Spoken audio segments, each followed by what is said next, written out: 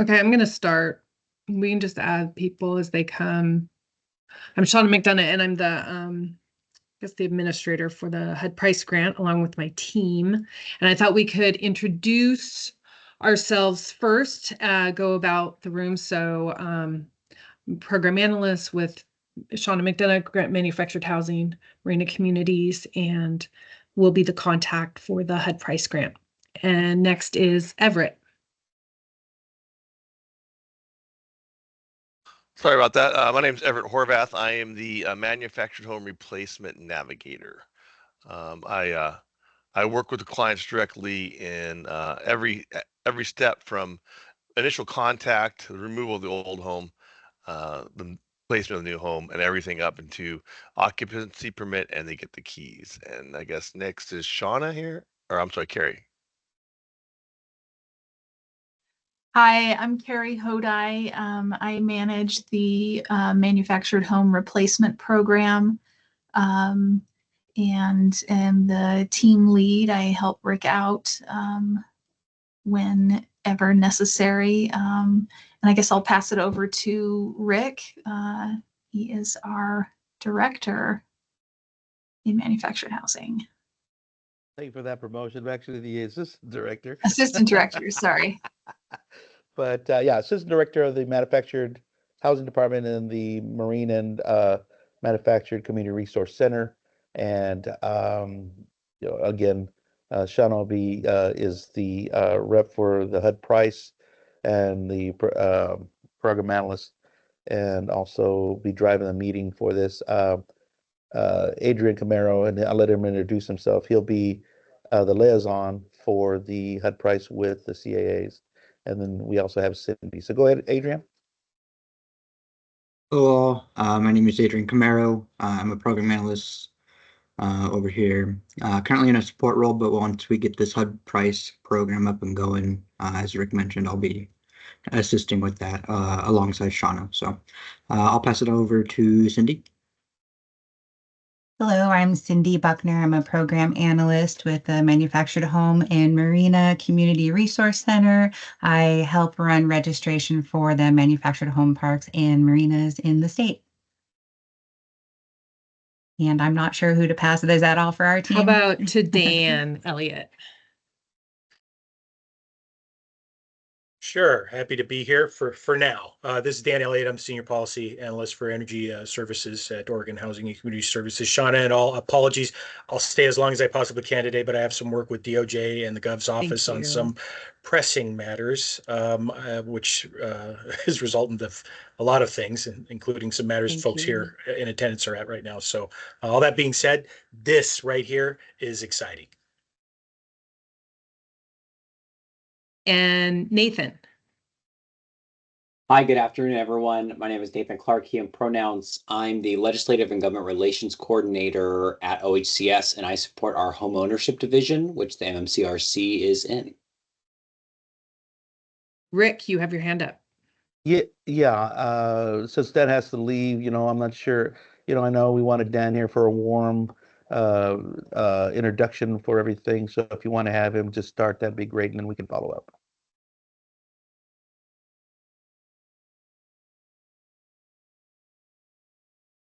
Dan, do you want to do that now before we finish introductions?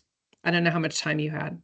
Go ahead and finish introductions and just play it, but keep going. Just keep going. Okay, great. I don't know if all of you can see, but why don't we start with, I'm just seeing Esteban Montero Chacon. Can we go with you first? And if you could just tell us what area you cover. You guys might all know each other, but we're just learning you, getting to know you. So we're hoping you can fill us in. Thanks. Thank you. Yes, I'm Esteban, he, him pronouns. I'm in Lane County. I work for Homes for Good. And so, yeah, that's our region, it's Lane County.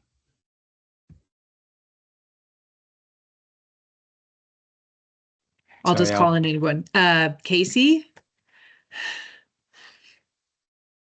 Good afternoon, folks. My name is Casey Mitchell. I work for Community Action Team, and I run the Housing Rehabilitation and Weatherization programs. Great. Sarah? Excuse me. Hi, I'm Sarah. I'm with the Mid-Willamette Valley Community Action Agency, and we work in Marion and Polk counties. Great. And then we'll go to Hector. Hector Guzman, Weatherization Program Director for Marion and Polk County. Community Action. Great. Bill Monty. Hello, I am with the Community Action Program of East Central Oregon, CAPCO, Program Manager for the Weatherization Department, serving Umatilla, Morrow, Gilliam, and Wheeler counties. Great. Michael Carpenter. Hi, I'm Michael Carpenter. I'm the Program Manager for UCAN's Weatherization Department. We cover Douglas and Josephine counties. Aaron. Hi, everybody. Erin Emmerich. I support Casey Community Action Team, and we serve Columbia, Clatsop, and Tillamook. Mark. My name is Mark Soroy. I'm with Clackamas County. We oversee the housing rehab program and work with the weatherization program. Great. Corrine. Hi, everybody. I am Corrine Mather. I'm in Clackamas County. I work with Mark. Okay, great. Claudia. Hey everyone, I'm Claudia Limon. Sorry, I was trying to do two things at once. But I'm at CAPCO along with Bill. I'm the program director that oversees weatherization as well as our housing stability programs. And we cover the same county. So yeah. Great. And I think last is Ryan Wells. I work under Hector here at Mid-Willamette Valley Community Action, Marion Polk County. I'm the operations field manager. Okay, great. Did I miss anyone? Okay, great. Well, we'll move on. I hope all of you received our short agenda. We're hoping, this was just a beginning, kind of just talking about what we know right now about the HUD Price Grant. The details are, we did ask for 25 million. They gave us 13.75. We're splitting it between us and affordable rental housing that handles the park preservation. We're not doing that part. This is just for ours. We got 6.875 million for repair and replacement of manufactured housing. And we're right now planning the funds for repair would be 2.5 million between all the CAAs. I think I'd written in there, and I don't know if you had heard, the reason we're not working with all the CAAs, it's only the ones that have preserved parks cooperatives in their area that they cover. Are there any questions about that? Could you explain what a preserved park is? Oh, okay. For us newer people. Yeah, I didn't know if everybody knew. And then I will have, I don't know if Everett or Carrie want to chime in, or Rick, but my understanding is, like CASA, there are cooperatives and there's preserve park. Preserve parks are nonprofits. And then cooperatives are when, as I think CASA NOAA assist, when a park is for sale, the tenants, the people that have houses in the park, can all get together and purchase the park. And there's I sent a list. I think there's 38 parks in Oregon. The bulk of them have been opened by CASA. And I can send you a website, Bill, if you want more information about it. Yes, Rick? Thank you. Yeah. Yeah, and basically, the main thing with all of these is that they have a regulatory agreement with us, which allows us to do certain things, and it allows us certain guarantees with our contracts, and so because of that, and the way the federal grants are set up, is we need certain guarantees, and so that allows us to do that. And so, private parks don't allow us to do that. So all these have a regulatory agreement with us that allows us to then function in the parks and do certain things that we need to do. So that just kind of frees us up to put restrictions on funds. But that's the basic nut of it. And right now, all of the replacement. Oh, yes, Everett, go on. Share. Oh, thank you. You're on mute, Everett. And thank you, Dan. Sorry. For a little better clarification, preserve parks are cooperatively owned parks. And those, like Shauna said, are usually through CASA. They can be housing authority owned parks. They could be nonprofit owned parks. For example, St. Vinny's owns several parks. Caritas owns several parks in Oregon. So there can be a myriad of different ownership options, but the end of the day, they're nonprofit owned and they serve moderate low to low income folks only. And like Rick said, and they have an agreement with us. So hopefully that might clarify that a little better. I could also share the map. I'll send it to you, but here, I don't know if this is going to mess everything up. I'm going to see if I can share this. So basically, as long as we use what's in on your list, is we're okay with. Yeah, this is how it looks. I mean, it's not a great. Let me see if I can make it a little bit smaller. If you go to the link, folks, in that map right there, on the right-hand side, it'll say preserve parks, and it'll identify every park, its unit, its location, its address, how many units are in it. I'd recommend you go to that link in our directory right there. So if you go to that, that's going to have, geez, we'll even have, what do we got on there? Preserve parks, investor-owned parks, Senate districts, House districts, tribal land, investor-owned utilities, public-owned utilities. So it has census tract data. It's, if you're familiar with any of my maps, this is our map. So this has the layers on it that identifies it, which is what the team here used to identify you as a participating and eligible provider for those parks. And those parks are excellent as far as ownership and stability for the households. So some of those parks are owned by the people themselves, right? They own as a co-op, and those are the ones that funding is going towards. So this is a good targeted group to maintain stability and to maintain their affordability. So keep those ones going. 38. Geez, I remember when we had 3. I know, right? And sorry, Dan, why don't I hand it off to you and you can kind of connect us all. Sure. Together. So has everybody had an opportunity? Give me a thumbs up if everybody's had an opportunity to take a look at the HUD Price Grant Agreement, or I'm sorry, the conditions. I think the agenda pretty much lays out the outline of what the expectations will be, right? So in regards to something that you're not unfamiliar with, which is the weatherization, I just had it in my mind. The side amount of money that we have for repair work, guys, for DOE. WRF. Thank you, WRF. Thank you, WRF dollars. Thank you.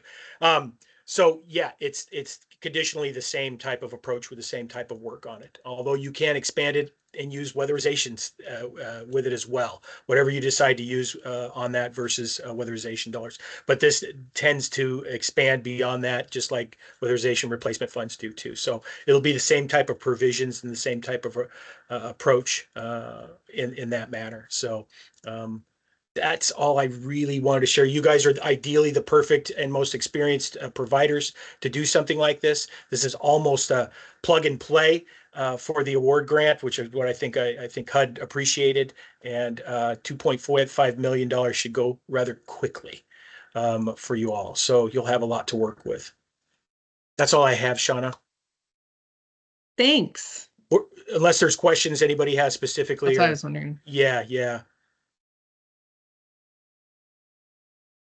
All right, I said WRF, that's good enough. I think everybody's on the same page now as far as focus. Okay, great. We can Thanks, go, Dan. oh, yeah, thank you, Dan. We can go over again the requirement steps, and I will get those to you, Claudia and Corinne. Sorry, I'm going to email it to you. We cannot share things on Teams once we're on Teams with outside people. So that's why I have to email everything to people. I can't do it like we could on Zoom. So the plan will be the homeowner would directly contact the CAA to complete the repair. If they call our department, which they probably will, we'll refer them to you. So I think our what we would need from you is how they would contact you, who they would contact you. So you can email that to me We don't have to do it right now. What we understood from Dan is that, and Danielle, who's given me a lot of information, is that in weatherization, you guys have done the repair and had the assessor, we're just going to call them the assessor, we don't know, the person that goes out to look at the manufactured home to say it needs this, this is what needs to be done. And then that would be invoiced to us. We wouldn't, that's how you would get paid. We're not sure the time frame for that. So that's another thing we need to understand from you. And then the maximum repair is $50,000 is what we've decided. If the home is older than 1976, it would be an automatic replacement and the referral would go to our program and to Everett. Is there any questions about that? I have one question. So you are mentioning the homeowners, what like you would need to have a contact for us. So does that mean there's some kind of outreach happening at OHCS level that those folks would know and would be reaching?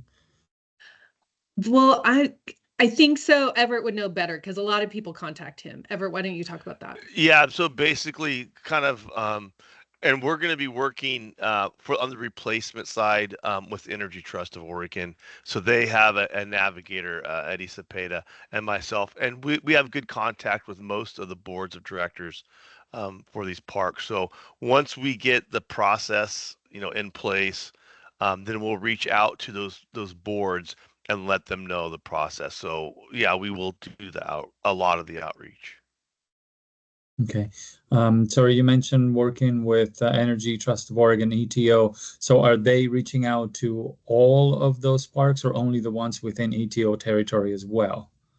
Yeah, they'll do the ETO footprint ones, and then we'll do the ones that are PUDs or co-ops. Okay. Thank you. Corinne, did you want to share,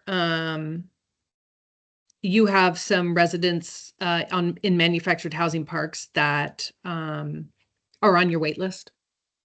It's very possible. We have a very long wait list here in Clackamas County, so I'm just wondering if the referral can kind of go backwards. If it has to come from you, a request from them to you, or if we can request to do the repairs from you. So yeah, we could definitely go through our list and see if there's any residents, because it's very possible that we would have some on our list. Okay, that's great. Yeah, because we only have, well, we don't keep a list. I mean, our is only a replacement program right now. And when people have called, we ran out, our money went in 1 month for replacement. So we don't keep a list because it's just too hard, waiting 2 years till the next time we get our funds. So we don't have it, but that's great to know that we were wondering if you guys had a wait list. And then I think we explained that, here is where, which I know some of you don't have the agenda, but the plan is only do repairs and replacements in preserve parks because the price NOFA required a 15-year affordability period. We are only able to enforce this requirement for manufactured homes in preserve parks. Really where the space it remains affordable, but also because of the agreement that Rick was saying as well.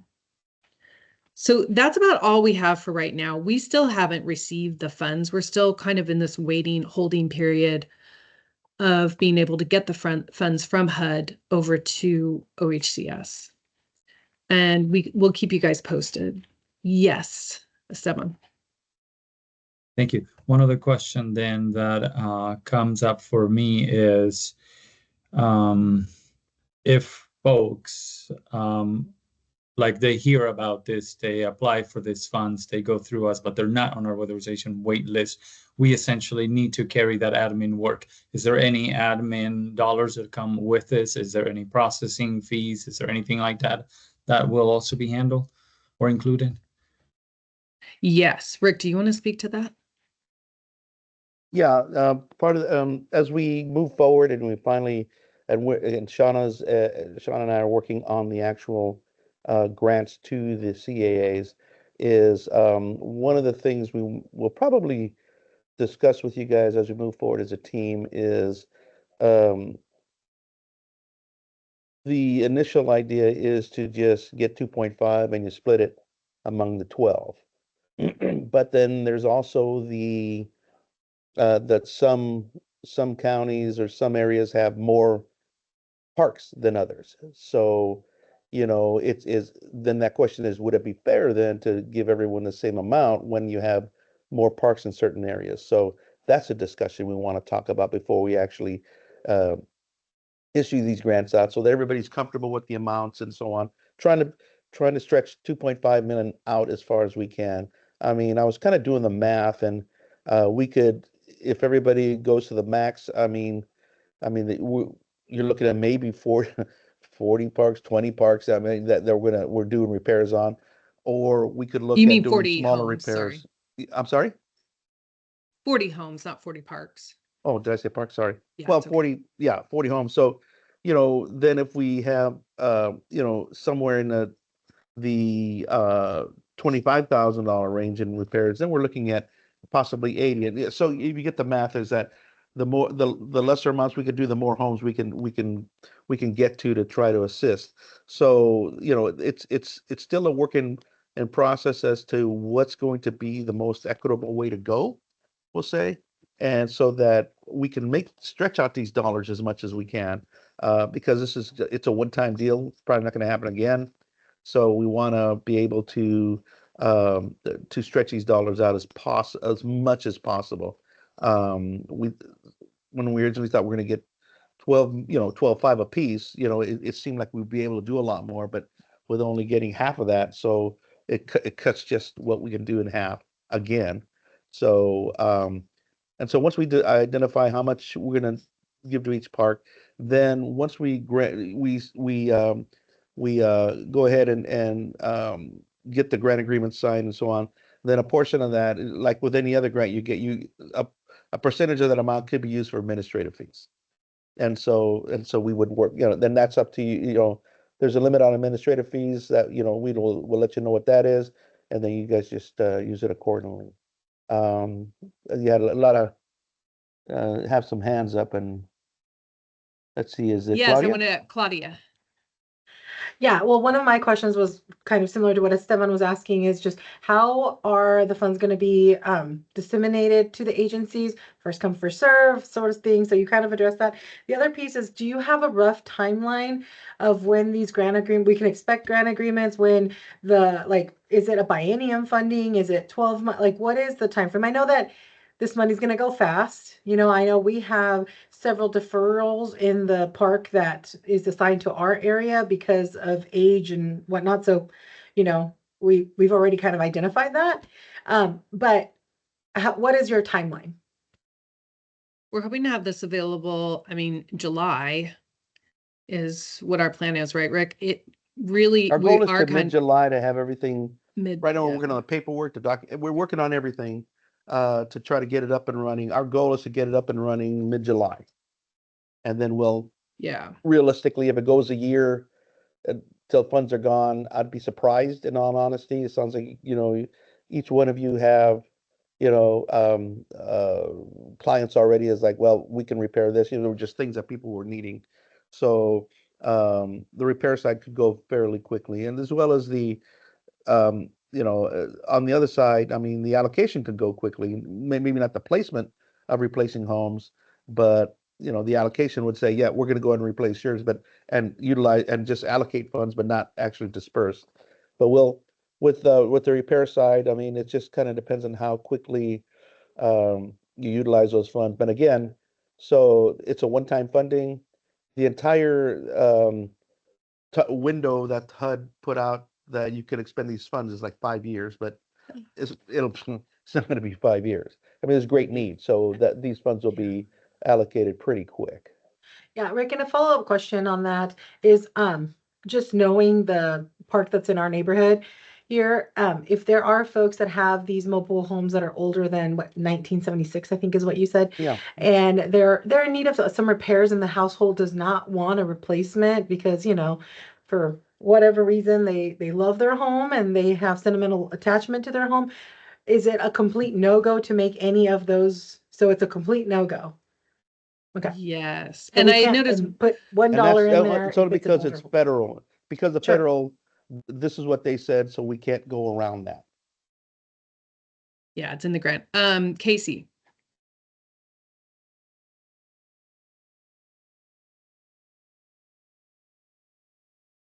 Hi, guys. Answer my question on the time frame. The one clarification I want to make sure you guys work through when you're doing the grant agreements is the admin fee, and different people have different definitions of the admin fee. So my fiscal department, for every project that we put through, we've got a 10% admin fee that gets charged to us. And what that doesn't pay for is it doesn't pay for any field time. So this is great if we got something that we already plan on weatherizing or it's on our list. Some of that burden is already taken up by folks in the field.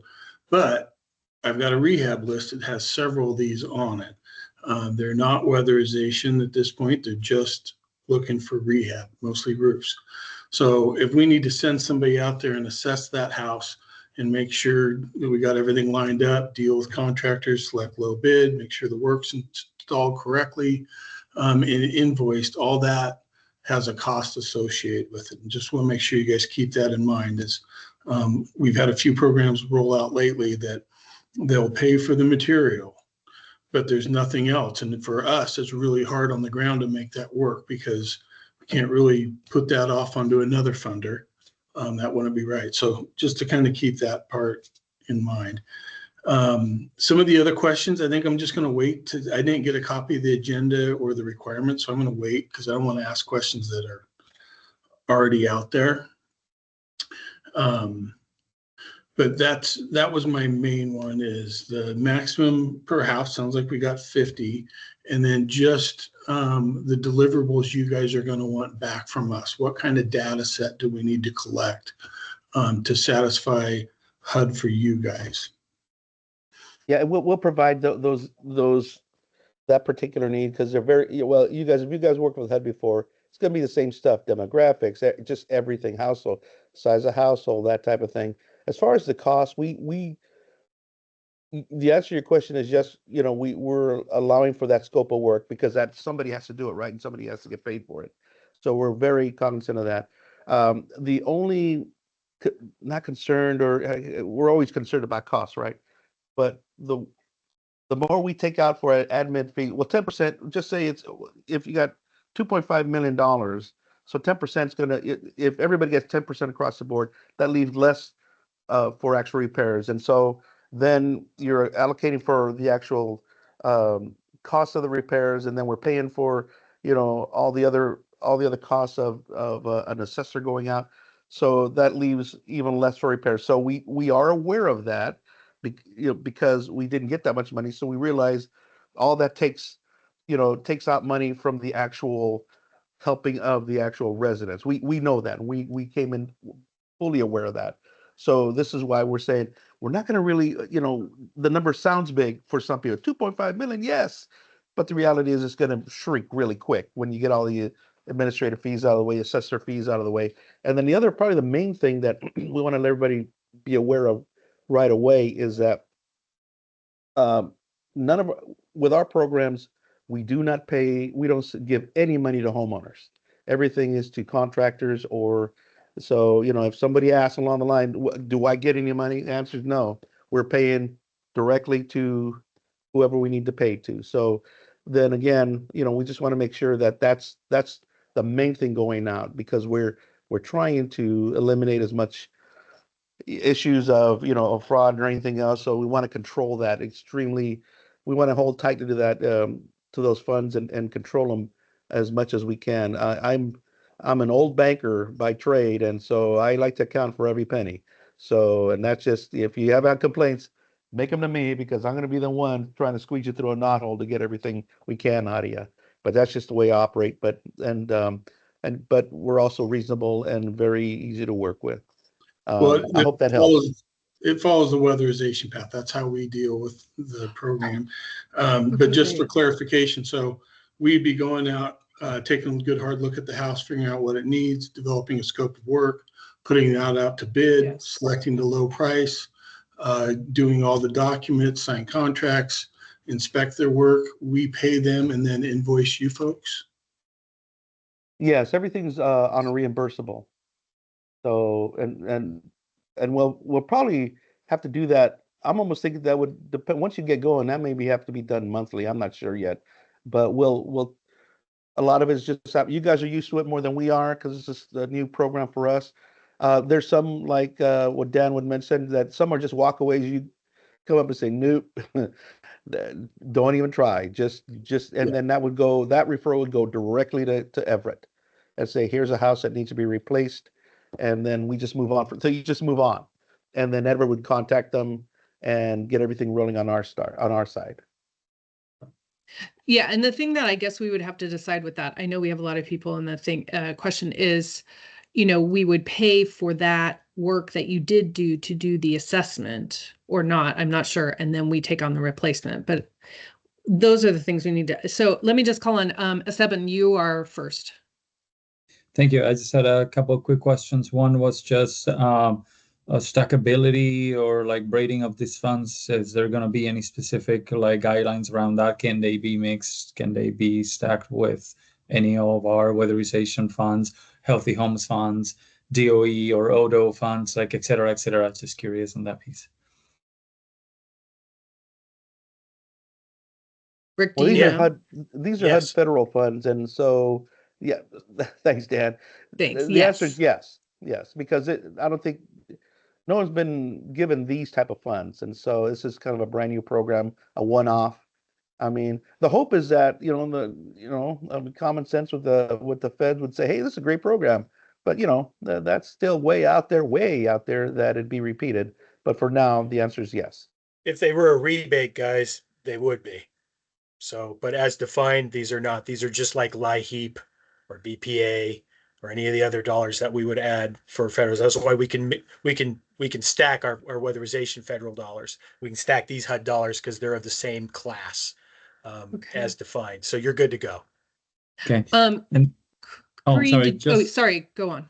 Just to follow up there real quick, and how will they come to us? So what's like the channel for them to come down? That's once they're ready, once we're there.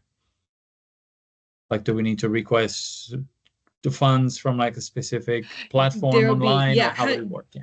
Do you work with weatherization right now? We were thinking we would just do the same thing as the weatherization program of that. You would have an invoice, you would send it. And who is that? That's person for us is going to be Adrian Camaro is going to be our person that you'll contact for repair. Corrine, I know you had your hand up, but you put it down. Did you have your questions answered? Okay. And Claudia. Yeah, I know, and I'm understanding that if it's a full replacement, that it will go. We contact Everett, and he'll handle it from there. But because our especially in our rural community, we have built a trust with our folks. And so, what is the plan for displacement? So while this is all happening, the plan for people's items to be stored and help with moving, because a lot of these folks can't do that on their own. So what is that plan so that when we're saying this is a good program, you need to do this, we can provide that information. And again, I didn't receive the documents, so if it's outlined there, I apologize. It's not. That's a great question. So we've done about 70 replacements already. So we've done a lot of these. We have our system down pretty solid. And you're in Marion, Polk County, correct? Morrow. We'll be in Morrow County. Okay. Who's a energy provider out there? Bill, who is it? UEC in Morrow County? UEC. Umatilla Electric Corporation? Yeah, so it's UEC out there. Okay. So that's going to be tough because we don't know if we can use these funds for household storage and lodging expenses. What we've found, and we've done about 70 some so far, and we've only run into a real issue a couple of times with those. And fortunately, they were in the ETO footprint because the ETO grant money can be used towards that, or ours can. Yes, it could become a problem, but so far it really hasn't. I mean, most folks will have family they can stay with. Uh, normally we have a 10% homeowners contribution, and they can use that towards renting a pod to store their goods in. And we try to make these replacements as quick as possible. So we work with the contractors to make that downtime between the removal and the replacement as short as possible. I don't know if that necessarily answered your question or not. I mean, I just would hate to overpromise and underdeliver and have them be out. And unfortunately, when Capco does something or it gets out and we burn those bridges with these folks, and it'll be very hard to get back there. As long as we're upfront with what's going on, I mean, that would be the first thing I would say, is to make it clear that we don't provide for that. Before, addressing that, if that question is, my normal answer to most things I don't understand or not sure if, I just say, that no, we don't take care of it, but let me find out what we can do for you. And just a quick no at least puts them in the spot of this may not happen. And then the good news is, hey, looks like we can work this out. And then, you're the savior for the whole thing, which is awesome. But, that's all we can do, unfortunately. And also, you got to realize that once you refer that replacement to us, it's our problem and not yours. So you won't deal with that client anymore. It'll be us. So it'll be kind of a little we'll be your deflector. You know what? Does that make sense? I mean, that sounds ideal, but we'll still deal with it. I mean, unfortunately, that's how it is. Trust me, bad news travels fast. I know, trust me. Yeah, and unfortunately, it's a good news, bad news. Hey, the good news is we want to replace your home. You just got to work with us. It's whatever it comes down to, because they're getting a value, and they just got to put some skin in the game, really, because it will get a brand new home. That's the good news. You just got to work it out. And so most people realizing that the reason we haven't ran into that as often is because these people realize we've just given you $100,000 for a new home, work it out. And they do. They'll find places to put their stuff and live with somebody for a month or something, just to get the home in. And so, but it does work, and especially when people realize the value that they're getting. Not everyone is going to appreciate it, I understand, but there's only so much we can do. I see Bill. Dan, did you have something you wanted to share? Oh, no. It got covered for the most part. Okay, but I great. did want to share one thing, just on the elements that everybody's looking for, just as Shauna and Rick, this is for you guys. And I just want to clarify, let you guys know that we're working, Danielle and I and the team, we're working close with them to show them how we do it with the MGA, how weatherization, how WRF is done. And we're going to get that as close as possible and consistent with what you guys are already familiar with in that regard, on how that is structured and stuff. I think for the most part, Shauna and Rick, you guys, you just need to figure out what that, if you're going to allocate funds out into service territories equitably based on their, the number of units, and provide formula grant type of associations, or is it a first come first serve based on, who comes knocking on the door and who gets referred to by agencies that are ready to go with referrals and projects. Maybe it becomes a little bit of both on that piece, but I think as long as there's a well-established admin or fee to cover the work that they're going to be doing for assessment and the admin piece, though, I think you'll have a happy group here. And I'm speaking for quite a bit of people here, but Well, to address that, the plan is to provide 12 grants for the 12 CAAs. Everyone will get funds. It's not a first come first serve, and then each CAA is responsible to put out the funds and provide the repairs and so on from their end, and then just report back for the most part. did you want input from this group onto how they think a formula or anything should be set up? Well, I think that's a discussion for another day. Just Okay. and honestly, and this is just suggestion because it's you guys talk to each other a lot. Honestly, if the 12 of you could get together and say, okay, this is what is fair here, and work it amongst yourself and say, we all agree this is kind of where the money should be. That helps us out because we're not doing your work. We're not doing, you're not familiar with everything. And so, if everyone's honest about where they're, what's the need as a county is, maybe you need all the funds. Maybe you don't, I don't, need it all. But worst case scenario, we get $2.5 million divided by 12, and that's what you get. You take 10% off for administrative fees, and then that's what you have. That's real simple and real basic, but if that's what works, that's what'll work. Bill, you had a question? No, it's basically been answered. Thank you, though. Now when I said that, I got crickets, so I'm wondering, did nobody like that idea? It's hard. I mean, Everett, what are you going to say? Yeah, one thing I just wanted to remind folks. So when it comes to the replacements themselves, that's not going to come out of the 2.5 million. That's going to come out of a different pot of money. So I don't want you folks to be leery of referring replacements to us, because that will not come out of your budget. That'll be a separate piece of separate pie of money. Casey. Rick, I liked your idea. I think it makes sense. It'd be great if we can get together. We are, all of us weatherization guys are all part of a network, the OECA network. And I think for us to get together to try and take a stab at working this out is kind of in line with what we've done with a bunch of stuff. So I think that's a doable thing. And I do not want to be the guy that's a broken record, but I just want to make sure everybody knows. So there's the assessment, pretty straightforward, and the admin fees.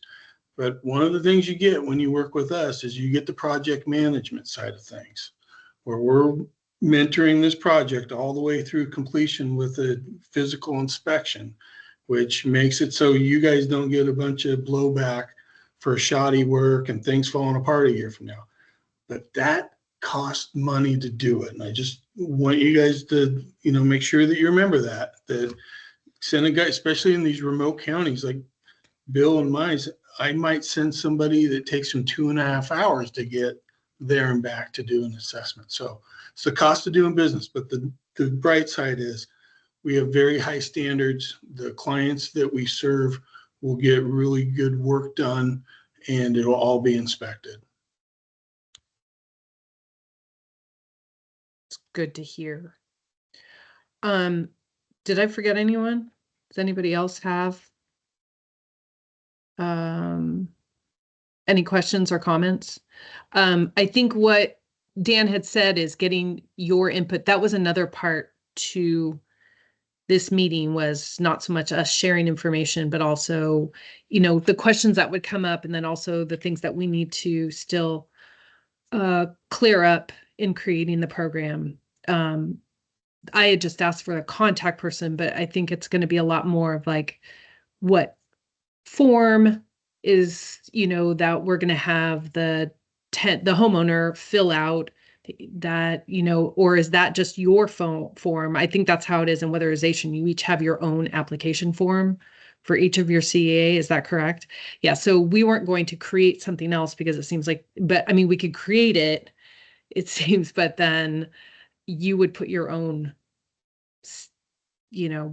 name and stuff on it so that they would contact you.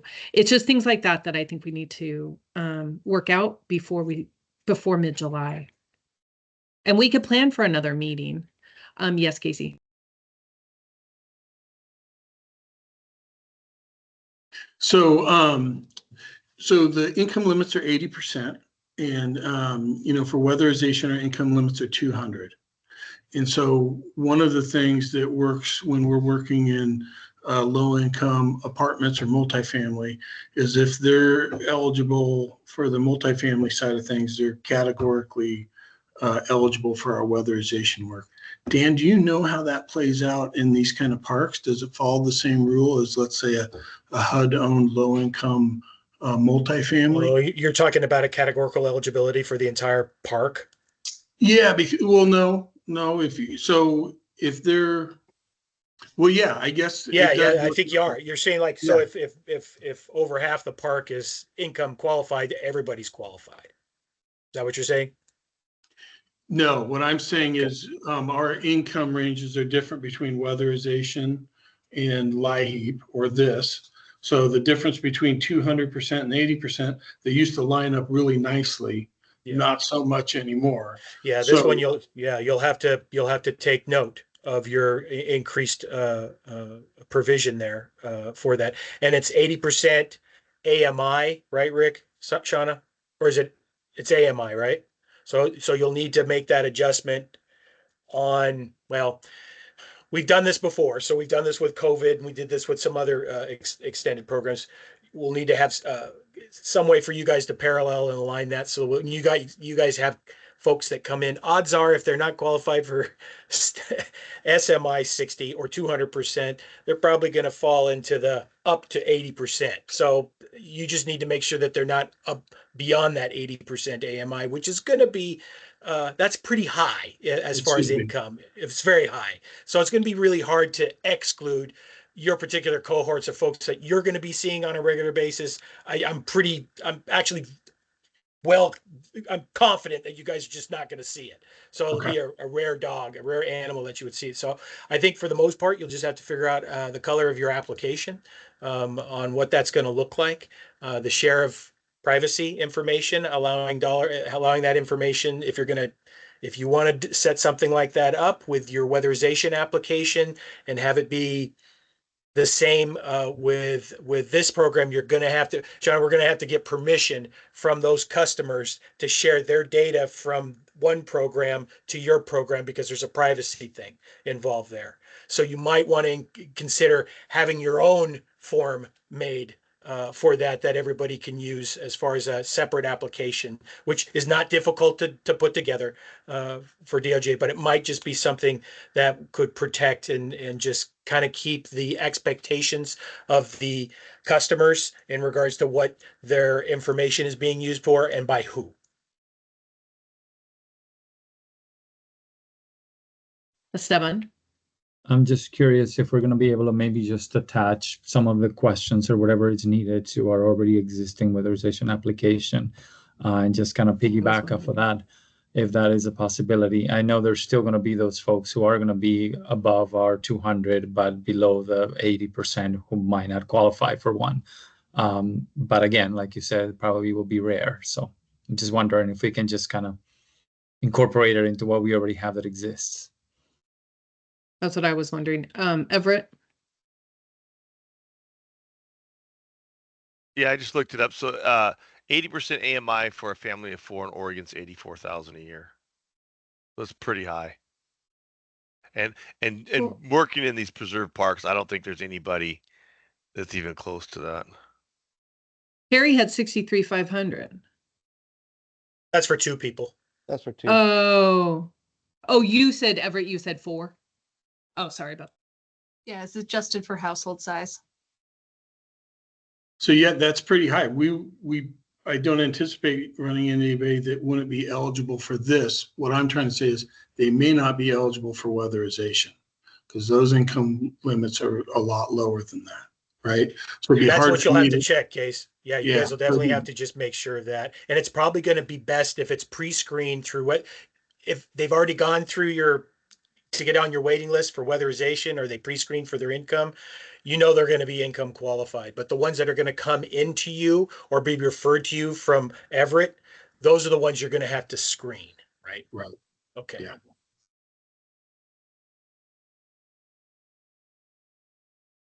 Okay, we have like a little less than 10 minutes left. I don't know if there's any other questions. I just want to go through it. Is anybody from Multnomah here on the meeting?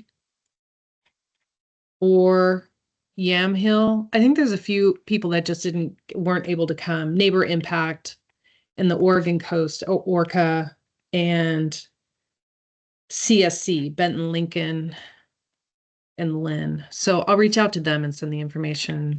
I've reached out to Janet at Capo. We're going to meet next week. She couldn't make the meeting today. Just to be sure I have all the contacts. Yes. Oh, Jessica, you're here. I am, and I apologize I did arrive late, but I did also have a question. Oh, good. Yes. What is your question? I so apologize again. I was late, but I'm looking through this and I just want to make sure I understand. So the replacements are in preserved or co-ops, but so is the repair. They have to be in preserved and co-ops. Okay. So Yes. looking at this map that Dan sent, it looks like there's going to be quite a few CAAs that are going to have very little interest in this project. Yeah, there's actually Okay. only, I have 11. I know, Rick, you had said 12. I think it's 11 CAs. There's some, yeah, I'm most of Eastern Oregon, Yeah. except for Morrow. There's none. I mean, yeah, Yeah. there's no. Yeah, we would have less than like 150 units. I know just based on the addresses of these parks that we've already made our way through quite a few of the houses. So, so I just wanted to make sure that that was that I was tracking. So I appreciate the feedback. Thanks. Yeah, and that's also another thing of, Rick, you had talked about spreading it equally, and then what happens if that money isn't used? Can we allot it to another CA that's needing Yeah, it? I don't know. We could bring it back in. We'll figure, Yeah. and this is why I want the discussion amongst the CAAs, because they each know their needs and what what they could possibly utilize, so that we can give the chance to utilize the money in another area. And Jessica, you were mentioning that you only have so many, and maybe yours would be a park that possibly we look at that for replacement as opposed to trying to repair. Just to keep that in mind. That's a great point. Thanks. But yeah, that's a great, yeah, we'll keep that in mind. Shauna, Okay. would it be possible Yeah. for you to send me the 11 caps that you see on here?